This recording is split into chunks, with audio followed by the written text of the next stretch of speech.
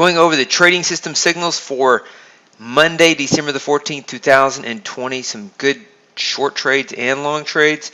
Tick count trend 2 plus 1162.50 on 2 trades. We had tick count trend 2 5-minute plus 1825 on 1 trade.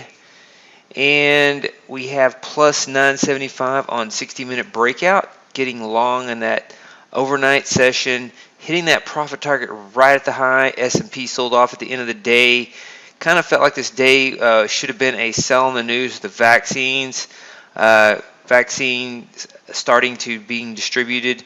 And so it felt like it should have been a sell in the news day, and it kind of was. And the ES NQ took a little bit longer to pull back. Adaptive moving average minus 787.50 went long, reversed to the short side, and 60-minute breakout minus 12.50 on the day, capturing. It's not minus 12.50 on the day. It's actually up on the day.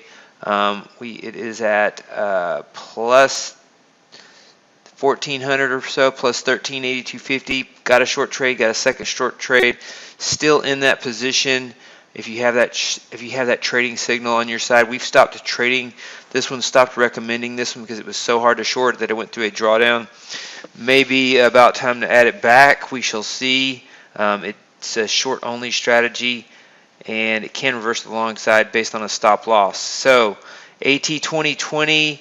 No trades here. That was last week, and we had not a lot of trades in the NASDAQ on the traditional strategies. Gap continuation minus 325, the 2019 version. The 2020 version was also minus 325.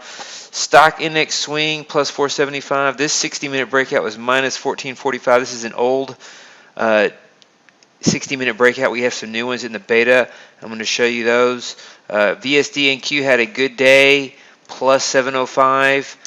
Gap continuation 2019 with a big stop loss, minus 725. Viper one we're tracking but not recommending is minus 1800 on the day. Tick fader, nice short, plus 375. Got that high in the S&P. Just one of those trades we could have stayed with all day. Plus 300 on EVP1 NQ.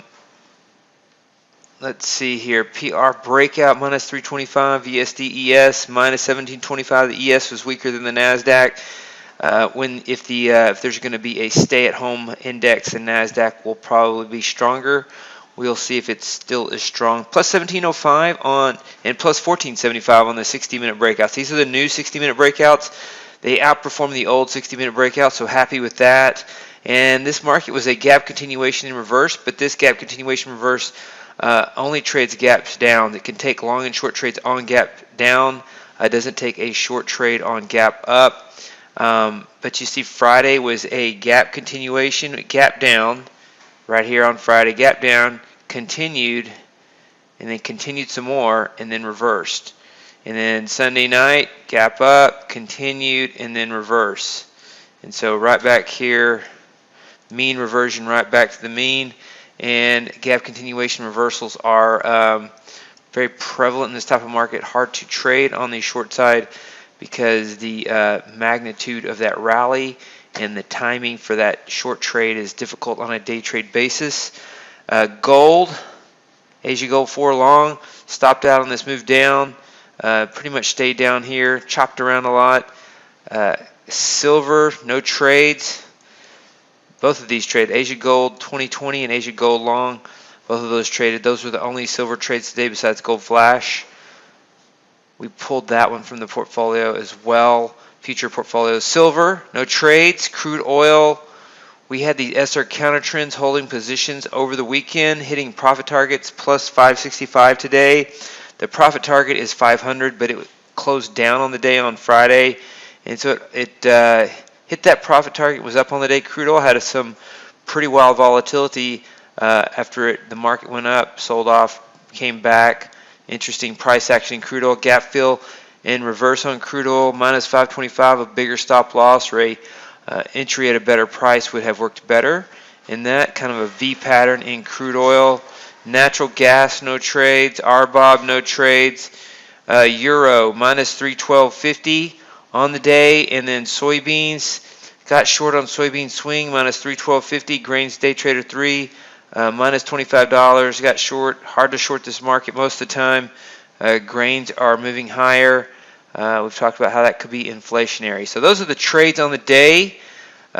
Decent trades on the ES, some good trades on the NASDAQ on the stock index swing, and as far as beta B, the VSD and Q, those did well. Tick Fader did well. So still monitoring these strategies for 2021, and we still are seeing gap continuations and reversals and choppy price action and more uncertainty around coronavirus, even though the vaccine is being released, and also watching the politics behind who will win the Senate. We have election uncertainty related to the president, but also the Senate, and so that will make some difference in the overall direction of the market based on if the Senate is held mainly by Republicans or by Democrats. So those are the trades on the day, December the 14th, 2020.